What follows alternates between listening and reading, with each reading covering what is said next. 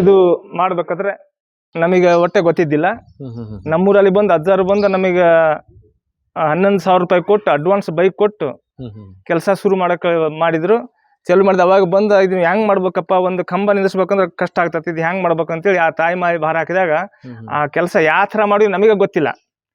ಹೆಂಗ್ ಬಂದು ವಿಚಾರ ಮಾಡಿವಿ, ಹೆಂಗ್ ಕಲ್ಲಿಟ್ಟಿವಿ, ಹೆಂಗ್ ಹೇಳಿಟ್ಟಿವಿ ಅನ್ನೋದು ಒಟ್ಟೆ ನಮಗೆ ನೆನಪ. ಹಿಂದೆ ಆದ್ಮೇಲೆ ಕೆಲಸ ಮುಗಿದ್ಮೇಲೆ ನಾವು ರಿಪೋರ್ಟ್ ನೋಡಕ್ ಹೋದ್ರೆ ನಮಗೆ ಇದು ಆಚಾರ ಆಗ್ಬಿಡ್ತೈತಿ ಅಂತ ಘಟನೆ. ಅಂದ್ರೆ ಯಾವುದೇ ವಿಚಾರದಾಗ ನಾವು ಫಸ್ಟ್ ಮಾಡೋ ಹೊತ್ನ್ಯಾಗ ಏನ್ ಅನ್ಸಗಲ್ಲ, ಹೆಂಗ್ ಹೋಗ್ತೈತಿ ಕೆಲಸ ಹೆಂಗಾಗತ್ ಮಾಡ್ತೋ ಗೊತ್ತಿಗಲ್ಲ, ಅದು ಕೆಲಸ ಆಗ್ಬಿಡ್ತೈತೆ.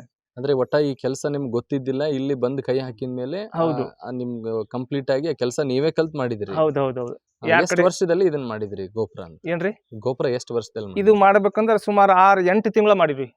8 ತಿಂಗಳಲ್ಲಿ 8 ತಿಂಗಳ. ಬರೀ ಕುಂಬಿ ಕಟ್ಬೇಕಂದ್ರೆ ಇದು 6 ತಿಂಗಳ ಮಾಡಿವಿ.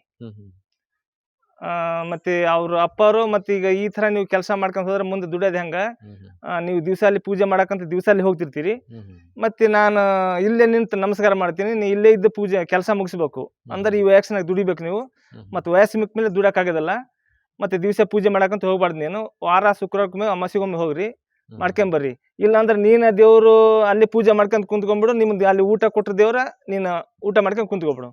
ಇಲ್ಲ ನಾನು ಇಲ್ಲಿ ನಮಸ್ಕಾರ ಮಾಡ್ತೀನಿ, ನಿಮ್ಮ ಗುಡಿಯಾಗ ದೇವ್ರು ಕಾಣ್ತಿಲ್ಲ ನೀನು ನೋಡಂದಾಗ ಅವತ್ತಿಂದ ಇವತ್ತಿದ್ದು ಕೆಲಸ ಚಾಲು ಮಾಡಕತ್ತೀವಿ. ಅದೇ ಪ್ರಕಾರ 2 ದೇವಸ್ಥಾನ ಒಳಗೆ ಮಾಡ್ಕೊಂಡು ಹೆಂಗ ಅದು ಕನಕರ ಮಾಡ್ತಾರೆ, ಹಿಂಗ ಶಿಲ್ಪಿ ಕಲ್ದಾಗ ಮಾಡ್ಯಾರ ಅದು ಹಿಂದಕ್ಕೆ, ಅದೇ ಟೈಪ್ ಮಾಡ್ಬೇಕಂತ ಈಗ ಅಪ್ಪಾರು ಹೇಳಿದ ಮಾತಿಗೆ ಅವ್ರ ಪ್ರಕಾರ ಇದು ಕೆಲಸ ಮಾಡಕತ್ತೀವಿ. ಆಮೇಲೆ ಇದು ಕೆಲಸ ಮಾಡ್ಬೇಕಂದ್ರೆ ಹಿಂಗೆ ಮಾಡ್ಬೇಕನ್ನೋದು ತಲೆಗಿಲ್ಲ.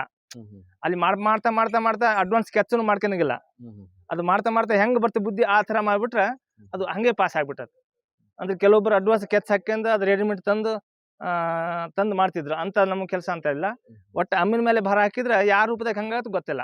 ಅದು ತನ್ನ ಚಿಲ್ಲ ತಾನ ಅದ ಕೆಲಸ ಹೆಂಗ್ ಮಾಡುತ್ತೆ ಹಿಂದೆ ನೋಡ್ಮೇಲೆ ನಮಗೆ ಆಚಾರ ಆಗ್ಬಿಡ್ತದೆ. ಹೊಲ್ಟಿ ಒಟ್ಟಾರೆ ಇದು ಒಂದು ಪವಾಡವೇ ಸರಿ. ಹೌದು, ದೊಡ್ಡ ಪವಾಡ, ದೊಡ್ಡ ಪವಾಡ. ನಾನೀಗ 13 ವರ್ಷ ಆಯ್ತು ಸರ್ ಇಲ್ಲಿ ಬರೋದಕ್ಕೆ. ನಾವು ಮೊದಲು ನಾಸ್ತಿಕರು, ದೇವ್ರು ಅಂದರೆ ನಂಬ್ತಿದ್ದಿಲ್ಲ. ಬಟ್ ಅಮ್ಮನ ನಂಬೇಕಾದ್ರೆ ಒಂದು 2 ವರ್ಷದಾಗ ನನಗೆ ಭಾಳಷ್ಟು ಜೀವನದಲ್ಲಿ ಅಗಾಧ ಬದಲಾವಣೆಗಳನ್ನು ಮಾಡಿದ್ಲು, ಸಾಕ್ಷಾತ್ಕಾರಗಳನ್ನು ತೋರಿಸಿದ್ಲು. ನುಡಿದಂತೆ ನಡೆ ಈ ಜನ್ಮ ಕಡೆ ಅನ್ನಂಗೆ ಈ ಪೂಜಾರಪ್ಪನವ್ರ ಭೀಮಪ್ಪ ಜನವ್ರು ನಡೆದು ಎಷ್ಟೋ ಜನರ ಜೀವದಲ್ಲಿ ಬೆಳಕಾಗಿ ನಿಂತಾರೆ ಸರ್. ಇವತ್ತಿಗೆ ಆ ಬೆಳಕಿನ ಅನ್ವರ್ಥನಾಮವಾಗಿ ಇವತ್ತು ಒಂದು ದೊಡ್ಡ ಗುಡಿಯನ್ನು ಕಟ್ಸ್ಕೊಂಡಾರೆ ಸರ್. ಎಲ್ಲ ಭಕ್ತರದೆ. ಇದರಲ್ಲಿ ಯಾರು ಹೆಚ್ಚು ಕಡಿಮೆ ಮನೋಭಾವನೆ ಇಲ್ಲ. ಒಬ್ಬ ಕೂಲಿಕಾರರಿಂದ ಹಿಡಿದು ಒಬ್ಬ ಬಿಸ್ನೆಸ್ ಮನ್ವರೆಗೂ ಪ್ರತಿಯೊಬ್ಬರು ತಮ್ಮ ಕಾಂಟ್ರಿಬ್ಯೂಷನನ್ನು ಕೊಟ್ಟು ಭಕ್ತಿಯಿಂದ ಮಾಡಿದ್ದಕ್ಕೆ ಇಷ್ಟು ದೊಡ್ಡ ಕ್ಷೇತ್ರ ಆಗಿ ಬೆಳೆಯಕತ್ತೆ ಸರ್ ಇದು. ಅಂದರೆ ಒಟ್ಟಾರೆ ಯಾವ ರೀತಿ ತಮಗೆ ಅನುಭವಗಳಾದವು ಸರ್? ನಾನು ಮೊದಲೇದಾಗಿ ನಮ್ಮ ತಾಯರಿಗೆ ಒಂದು ಕಾಯಿಲೆ ಇತ್ತು ಸರ್. ಅದು ಆ ಕಾಯಿಲೆ ಹೃದಯ ಸಂಬಂಧಿ ಕಾಯಿಲೆ ಅನ್ನೋದು ಗೊತ್ತಿಲ್ಲ, ಅಸ್ತಮ ಅನ್ನೋದು ಗೊತ್ತಿಲ್ಲ. ಸುಮಾರು ಜನರ ಹತ್ರ ಮೆಡಿಸಿನ್ ಸಲುವಾಗಿ ಅದ್ರ ಸಲುವಾಗಿ ಇದ್ರ ಸಲುವಾಗಿ ಎಲ್ಲ ಹೋಗಿ ಸಾಕಾಗ್ಬಿಡ್ತು ಸರ್ ನನಗೆ. ಒಬ್ಬರು ನಮ್ಮ ರಿಲೇಷನಲ್ಲಿ ಇಲ್ಲಿ ಚಿಲ್ಕಮುಖಿಯಾಗ ಅಮ್ಮದಳ ಅಲ್ಲಿ ನಡ್ಕ ಅಂತ ಹೇಳಿದರು. ನಾನು ಮೊದಲೇ ನಾಸ್ತಿಕ ಆಗಿರೋದ್ರಿಂದ ದೇವ್ರ ಬಗ್ಗೆ ಅಸಡ್ಡೆ ಇತ್ತು ಸರ್. ಬಂದು ನಾವು ಫಸ್ಟ್ ಅಜ್ಜಾರು ನೋಡೋದಕ್ಕೆ ಅವರಲ್ಲಿರೋ ದಿವ್ಯ ತೇಜಸ್ಸನ್ನು ನೋಡಿ ನಮ್ಮ ರೋಮಾಂಚನ ಆಗ್ಬಿಡ್ತು ಸರ್ ನನಗೆ. ಅವ್ರ ಮಾತು, ರೀತಿ, ನೀತಿ, ಅವರು ಅಲ್ಲಿರ್ತಕ್ಕಂಥ ಅಂತಃಕರಣದಕ್ಕೆಲ್ಲ ಮನಸ್ಸೋತು ಅವ್ರು ನನ್ನ ಸಮಸ್ಯೆ ಹೇಳಿದೆ, ನಮ್ಮ ತಾಯರಿಗೆ ಹಿಂಗಾಗೈತ್ರಿ ಹೆಂಗೆ ಮಾಡ್ಬೇಕಂತ ಹೇಳಿದರೆ ಅವ್ರು ಇವತ್ತೊಂದು ಆಶೀರ್ವಾದ ಮಾಡಿದ್ರು ಸರ್. ಅದ ನಡೀತಾ ಇದೆ. ಈಗ ನಮ್ಮ ತಾಯರಿಗೆ SDM ಅಲ್ಲಿ ತೋರಿಸಿದೆ, ಆರ್ಟ್ ಸ್ಪೆಷಲಿಸ್ಟ್ ಹತ್ರ. ಅವ್ರು ಹೇಳಿದ್ರು, ನಿಮ್ಮ ತಾಯಿ ಜಾಸ್ತಿ ಅಂದರೆ ಏನಿಲ್ಲ, ಇನ್ನೂ ಒಂದು 2 ತಿಂಗಳಾಗ ತೀರಿ ಹೋಗ್ಬಿಡ್ತಾರೆ, ಅವ್ರಿಗೇನು ತಿನ್ನೋದು ಉಣ್ಣೋದೆಲ್ಲ ಕೊಟ್ಟು ಅವ್ರಿಗೆಲ್ಲ ಆಸೆ ಪೂರೈಸಿಬಿಡ್ರಿ ಅಂತ ಹೇಳಿದ್ರು.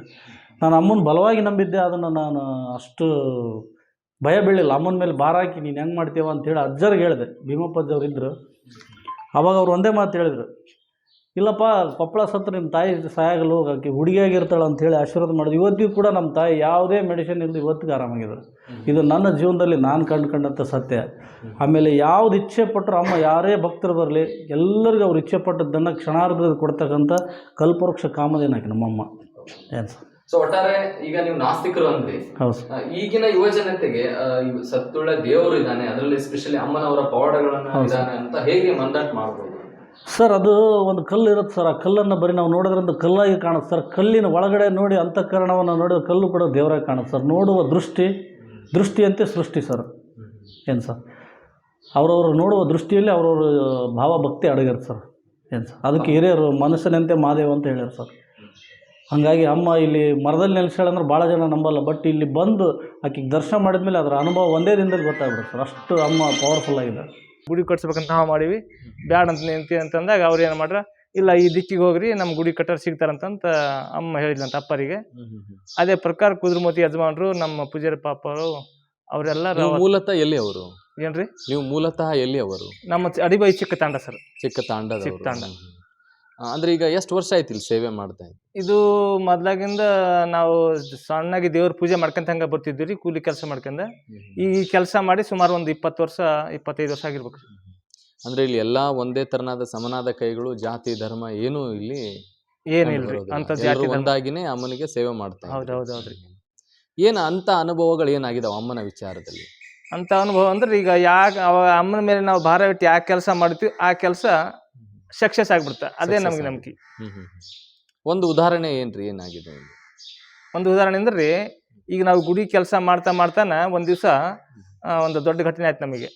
ನಮ್ಮ ಮನ್ಯಾಗ ಹೆಣ್ಮಕ್ಳು ಹುಡ್ರನ್ನ ಕರ್ಕೊಂಡು ಅಮ್ಮನ ಜಾತ್ರೆಗೆ ಹೋಗಂತ ಅವರು, ಮತ್ತಿಲ್ಲ ನೀನ ಹೋಗಿ ಅಲ್ಲಿ ಹುಡ್ರ ಜಾತ್ರೆ ಕರ್ಕೊಂಡು ಹೋದ್ರೆ ನಮಗೆ ಏನೇನೋ ಕೊಡ್ಸಂತ ನನಗೆ ತಲೆ ಇದು ಬಿಸಿ ಮಾಡ್ತಾರ, ನಾನು ಹೋಗೋದಲ್ಲ ಅಂತ ನಾನು.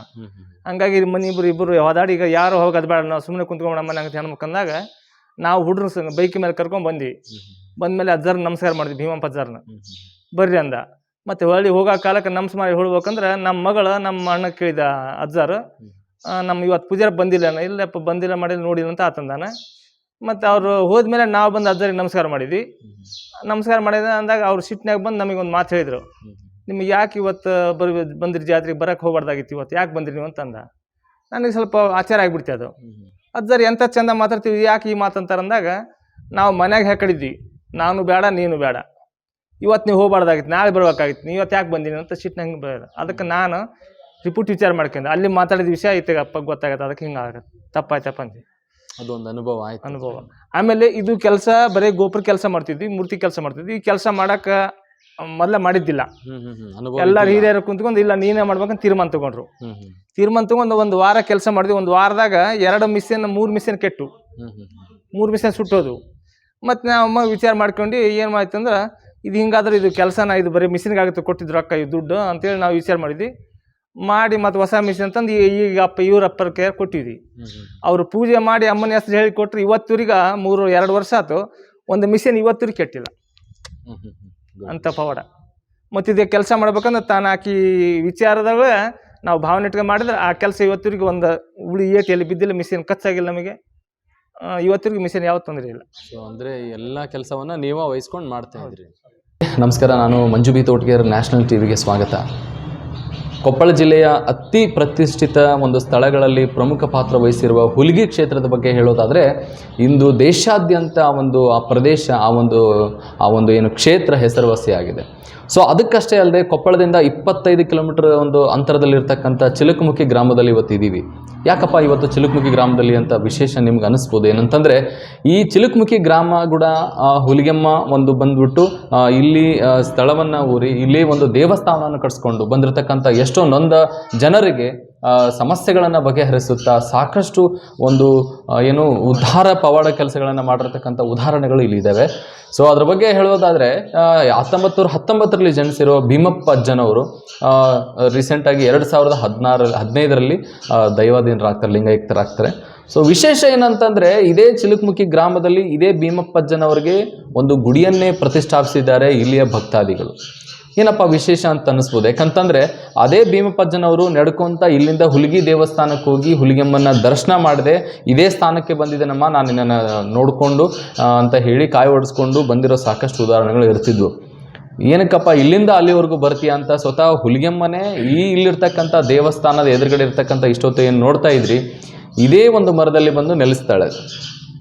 ಮುಂಚೆ ಎಲ್ಲ ಆ ಮರದ ಒಂದು ಏನು ಕಾಂಡದಲ್ಲಿರ್ತಕ್ಕಂಥ ಒಂದು ಏನು ಆ ಬಡ್ಡೆಯಲ್ಲಿರ್ತಕ್ಕಂಥ ಒಂದು ಚಿತ್ರಣ ಪದೇ ಪದೇ ದಿನ ಬದಲಾಗ್ತಾ ಶ್ರೀ ಹುಲಿಗೆಮ್ಮ ದೇವಿಯ ಒಂದು ಮೂರ್ತಿಯನ್ನೇ ಪಡ್ಕೊಳ್ಳುತ್ತೆ. ಸೊ ಅದ್ರ ಬಗ್ಗೆ ವಿಶೇಷವಾಗಿ ಭೀಮಪ್ಪಜ್ಜನವರ ಮಗ ಅವರು ಇವತ್ತು ನಮ್ಮ ಜೊತೆಗಿದ್ದಾರೆ. ಈ ಒಂದು ಹುಲಿಗೆಮ್ಮ ದೇವಸ್ಥಾನದ ಪೂಜಾರಿ ಅವರು, ಅವ್ರ ಜೊತೆ ನಮ್ಮ ನೇರ ಸಂದರ್ಶನ. ಸ್ವಾಗತ ಅಜ್ಜವರ. ನಮಸ್ಕಾರ. ನಮಸ್ಕಾರ ಅಜ್ಜವರ, ತಮ್ಮ ಹೆಸರು ಏನು? ನನ್ನ ಹೆಸರು ಕನಕಪ್ಪ ಪೂಜಾರಿ. ಕನಕಪ್ಪ ಪೂಜಾರು. ಈಗ ಅಪ್ಪಾಜಿಯವರು 1919ರಿಂದ 2015ರವರೆಗೂ ಇಲ್ಲಿ ನೆಲೆಸಿ ಸಾಕಷ್ಟು ಜನರ ಸಮಸ್ಯೆಗಳನ್ನು ಬಗೆಹರಿಸಿದ್ದಾರೆ. ಏನ್ ಅನ್ಸುತ್ತೆ ಅಪ್ಪಾಜಿಯವ್ರ ಬಗ್ಗೆ, ಭೀಮಪ್ಪಜ್ಜಿಯವರ ಬಗ್ಗೆ? ಅವ್ರು ನೋಡ್ರಿ ಪುಣ್ಯಕ್ಷೇತ್ರ ಅಂದ್ರೆ ಅವರಲ್ಲಿ ಇರ್ತಕ್ಕಂಥ ಭಾವನೆಗಳು, ಅವರ ದೇವ ಮಾನವನಾಗಿ ಹುಟ್ಟಿ ಇದರಲ್ಲಿ ಬೆಳೆದು ಅವರು ಎಲ್ಲ ಗದ್ದೆ ಹೊಲಗಳನ್ನು ಮಾಡಿ ಆ ದೇವಿಗೆ ಎಷ್ಟು ನಡಿಬೇಕಷ್ಟು ನಡೆದು ಆಮೇಲೆ ಇಲ್ಲಿ ಅವರ ಪಾತ್ರ ಅನುಸಾರವಾಗಿ ನೋಡಿ ಆ ದೇವಿ ಕಷ್ಟ ಸುಖಕ್ಕೆ ಒಲತ್ತು ಇಲ್ಲಿ ಆಕೆಗೆ ಪವಾಡಗಳನ್ನೆಲ್ಲ ತೋರಿಸ್ಕೊಂತ ಬಂದಿದ್ದೀವಿ. ಅಂದ್ರೆ ಒಂದು ಉದಾಹರಣೆ, ಒಂದು 2 ಪವಾಡಗಳನ್ನು ಹೇಳೋದಾದ್ರೆ, ಕಣ್ಣು ಮುಟ್ಟ ನೀವು ಸಹ ನೋಡಿರ್ತೀರಿ, ನಿಮ್ಮ ತಂದೆಯವರು ಯಾವ ರೀತಿಯ ಒಂದು ದೈವಾಧೀನರ ಆದ್ರು ಅಥವಾ ಅದ್ರ ಜೊತೆಗೆ ಆ ದೈವ ಶಕ್ತಿ ಹುಲಿಗೆಮ್ಮನ ಒಂದು ಶಕ್ತಿಯನ್ನು ಹೋಲಿಸ್ಕೊಂಡು ಏನೋ ಒಂದು ಪವಾಡ ಮಾಡಿದ್ರು. 2 ಉದಾಹರಣೆ ಕೊಡೋದಾದ್ರೆ ಹೆಂಗೆ? ಅವು ಉದಾಹರಣೆಗಳಂದ್ರೆ ಏನು ಸರ್, ನಾನು ಇವತ್ತು ಬಡವಿದ್ದೆ, ನನ್ನ ಆಸ್ತಿ ಸ್ವಲ್ಪ ಇದ್ದಾವ, ನನಗೆ ಏನಾದರೂ ಮಾಡಿ ಒಂದು 10 ಎಕರೆ 5 ಎಕರೆನಾದರೂ ನನಗೆ ಕೊಡು, ನಿನ್ನೆಲ್ಲಿ ನಾನು ನಡ್ಕೊಂತ ಹೋಗ್ತೇನೆ ಅಂದರಿಗೆ ಅಷ್ಟೊಂದು ಆಸ್ತಿ ಹೊಲ ಮನೆ ಎಲ್ಲ ಮಾಡಿಕೊಟ್ರು ಸರ್ ಆ ದೈವಲಿಂದ. ಆಮೇಲೆ ಮಕ್ಕಳಿಲ್ದರಿಗೆ ನಮಗೆ 10 ವರ್ಷಲಿದ್ದ 25 ವರ್ಷ 35 ವರ್ಷ ಆದವ್ರ ಸಂತ ಇಲ್ಲಿ ಮಕ್ಕಳಾಗ್ಯಾವ ಸರ್, ಬೇಡ್ಕೊಂಡವ್ರಿಗೆ. ಆಮೇಲೆ ಇವತ್ತು ಆರಾಮಿಲ್ಲ ಅಂತಂದ ಜ್ವರ ಜಡ್ಡು ಹೋಗ್ಲಾರ್ದು ಜಡ್ಡು ಸಂತವಿ ಹಿರೇಬೇನಿ ಆಮೇಲೆ ಕುಷ್ಠರೋಗಗಳನ್ನೆಲ್ಲ ಇಲ್ಲಿ ಎಲ್ಲ ಸ್ವಚ್ಛ ಮಾಡಿ ಕಳೆದಂಥ ದೇವಿ ಅಂದ್ರೆ ಇದು ಒಂದ ನೋಡ್ರಿ ಸರ್ ಈಗ ಸದ್ಯ. ಯಾಕಂದ್ರೆ ಈಗ ಕೊಪ್ಪಳದ ಈಗೇನು ಕಮಾಂಡೆಂಟ್ ಆಗಿರೋ ಗವಿಸಿದ್ದಪ್ಪ ಪೂಜಾರ್ ಅನ್ನೋ ವ್ಯಕ್ತಿಯ ಒಂದು ಏನು ಇಲ್ಲಿ ಭಕ್ತರು ಅವರು ಒಂದು ಹೇಳಿದ್ದೇನಪ್ಪ ಹಂಚ್ಕೊಂಡಿದ್ದ ಅಂತಂದ್ರೆ, ಇಲ್ಲಿ ಇರ್ತಕ್ಕಂಥ ಅಮ್ಮನ ಒಂದು ಏನು ಮರ ಇದೆ ಅಲ್ಲಿ ದೇವಿ ಬಂದು ನೆಲೆಸ್ತಾಳೆ. ಆಗ ನೆಲೆಸಿದ ತಕ್ಷಣ ಇಲ್ಲಿ ಆ ಕೆಲಸ ಮಾಡ್ತಕ್ಕಂಥ ಹುಡುಗರು, ಏನು ಕುರಿ ಕಾಯ್ತಕ್ಕಂಥ ಹುಡುಗರು ಇಲ್ಲಿ ಆ ಮರಕ್ಕೆ ಕೊಡ್ಲಿ ತಗೊಂಡು ಹೊಡಿತಾ ಇದ್ರು. ಕೊಡ್ಲಿ ಆಮೇಲೆ ಕುಡುಗಲ್ಲು ದೋಟಿಗಣಿ ಅಂತ ಇರ್ತೈತೆ ಸರ್, ಅದನ್ನ ಹಾಕಿ ಎಳಿತಾರೆ ಸರ್. ಅವರು ಎಳೆದಗಟ್ಲೆ ಕಣ್ಣುಗಳು ಹೋಗ್ತಾವ್ರಿ ಸರ್, ಕಣ್ಣು ಆಮೇಲೆ ಕಾಲಿಗೆ ರಥ ಇಲ್ದಂಗೆ ಆಗ್ತಾವ್ರಿ ಸರ್.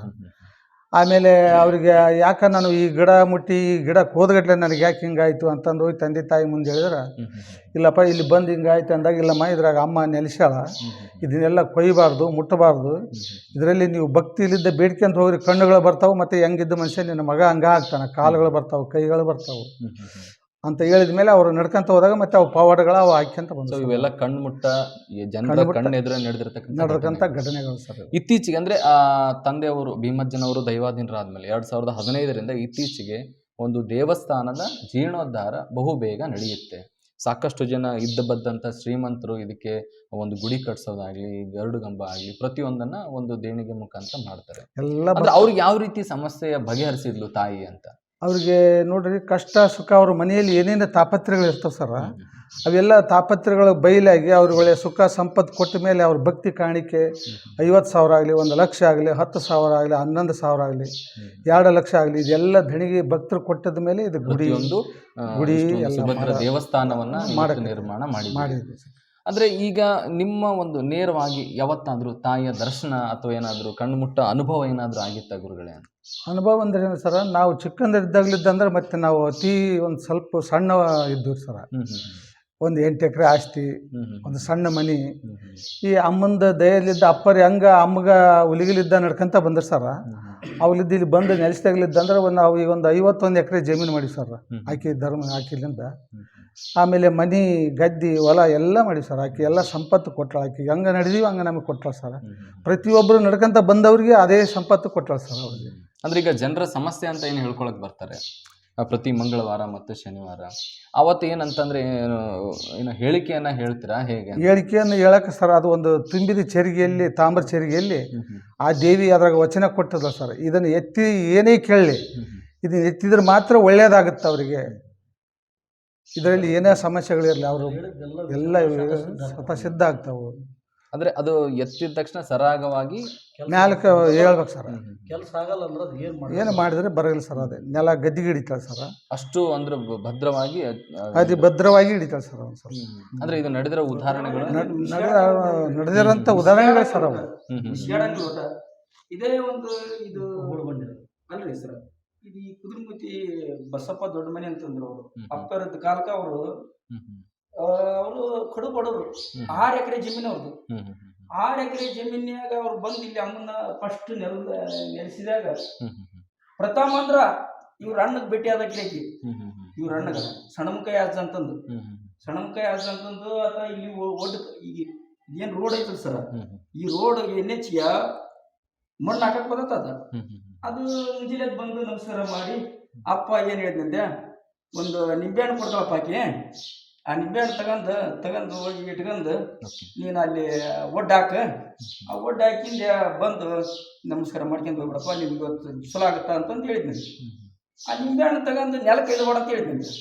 ಅದು ಮಂಗಿ ಹುಚ್ಚಾನ ನಿಟ್ಟಾನ ಅಂದ್ ಕಡೆ ಕಟ್ಟಾನ, ಅದು ಒಳ್ಳೆ ಅಂಗಿ ಹಾಕ್ಯಂಬಿಟ್ಟಾನ, ಅದು ಬಿದ್ದುಬಿಟ್ಟು ಆ ನಿಂಬೆಹಣ್ಣು ನೆಲೆ ಇಲ್ಲಿ ಅಂದ್ರೆ ಅಲ್ಲಿ ತಿಡ್ಕೊಂಡಿದ್ದು ಹೊಲ್ದ ಆ ನಿಂಬೆಹಣ್ಣು ಅಲ್ಲಿ ಕೆಡ್ಕೊಂಡು ಈ ಹೊಂಡದಾಗಿತ್ತು. ಇವತ್ತಿಗೆ ಅದು ಜಡ್ಡು ಜಪಾತಿ ಏನೇ ಇರಲಿ ಸರ್, ಅದು ಇದು ಕಣ್ಣ ಮುಟ್ಟ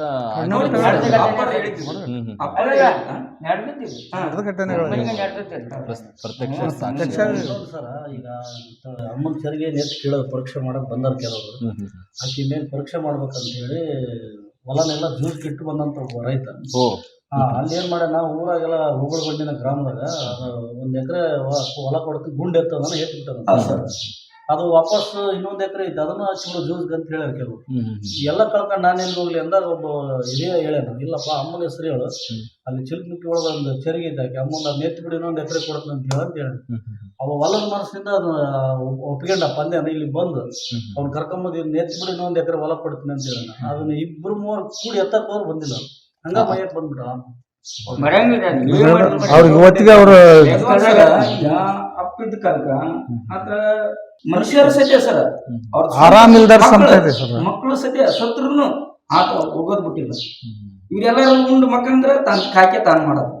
ಒಂದು ನಾನು ಪ್ರತ್ಯಕ್ಷವಾಗಿ ಒಂದು ಉದಾಹರಣೆ ಸಹಿತ ನಾನು ಕೇಳಿದ್ದು, ಒಂದು ಹುಡುಗಿ ತುಂಬಾ ಸಾವಿನ ಸ್ಥಿತಿಯನ್ನು ತಲುಪಿರ್ತಾಳೆ, ಹುಬ್ಬಳ್ಳಿಯ ಕಿಮ್ಸ್ ಆಸ್ಪತ್ರೆ ಅಡ್ಮಿಟ್ ಮಾಡಿರ್ತಾರೆ. ಅಂದ್ರೆ ಏನ್ ಘಟನೆ ಸರ್? ಅದು ಅಜ್ಜರು ಇವ್ರ ತಮ್ಮನ ಮಗಳ್ರಿ ಗೀತಮ್ಮ ಅಂತ ಹೇಳಿ. ಆಕೆಗೆ ಕೊಪ್ಪಳದಾಗ ಹೆರಿಗೆ ಆಗ್ಬೇಕಾದ್ರೆ ಬ್ರೈನ್ ಹ್ಯಾಮರೇಜ್ ಆಗಿ ಪ್ಯಾರಲಿಸಿಸ್ ಆಗ್ಬಿಡುತ್ತೆ ಲೆಫ್ಟ್ ಸೈಡ್.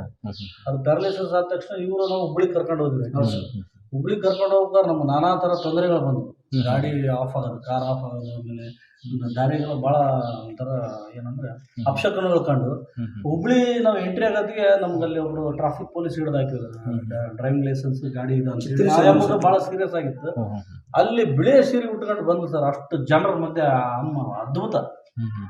ಬಿಳೆ ಸೀರೆ ಉಟ್ಕೊಂಡು ಪಡ್ಲಿಗೆ ಹಿಡ್ಕೊಂಡು ಬಿಳೆ ಸೀರೆ ಉಟ್ಕೊಂಡು ಹಣ್ಣೆ ಮೇಲೆ ಕುಂಕುಮ ಹಚ್ಚಿ ಕೂದಲೆಲ್ಲ ಹರ್ಕೊಂಡು ಬಂದು ಕಾರ್ಗಿನ ಬಂಡಾರೋಗಿ ಹೋಗ್ಬಿಟ್ರೆ ಅವ್ರು ಸೀದಾ ಕಳಿಸಿದ್ರು. ಅವ್ರು ಡಾಕ್ಟರ್ ದುಗ್ಗಡೆ ಅಂತ ಹೇಳಿ ಅಲ್ಲಿ ನ್ಯೂರಾಲಜಿಸ್ಟ್, ಅವ್ರಂದ್ರೆ ತೋರಿಸ್ಬೇಕಾದ್ರೆ ಅವ್ರು ಹೋಗಕ್ಕೆ ನಾವು ಹೋದ್ವಿ. ಆ ಪೇಷಂಟ್ ಚೆಕ್ ಮಾಡಿ ಅಡ್ಮಿಟ್ ಮಾಡಿದ್ರು ಸರ್. ಬಟ್ ಆ ಅಮ್ಮನ ವೈದ್ಯದ ಪರಿಸ್ಥಿತಿ ನೋಡಿದ್ರೆ ಎಡಗಡೆ ಸ್ವಾಧೀನ ಯಾವುದೇ ಇಲ್ಲ. ಆಕೆ ಇವತ್ತು ನಾಳೆ ಏನಾದ್ರು ತೀರ್ಕೊಂಡು ಹೋಗ್ಬಿಡ್ಬೋದು, ಆ ಪರಿಸ್ಥಿತಿ ಇತ್ತು. ಬಟ್ ಅಮ್ಮನ ಆಶೀರ್ವಾದದಿಂದ ರೀ ಬರೀ ಒಂದು ವಾರ 15 ದಿನದೊಳಗೆ ಹೆಂಗಿದ್ದಕ್ಕೆ ಹೆಂಗಾಗಿ ಹೋಗ್ಬೇಕಾದ್ರೆ ಇವರೇ ಹೊತ್ಕೊಂಡು ಹೋಗ್ಯಾರ.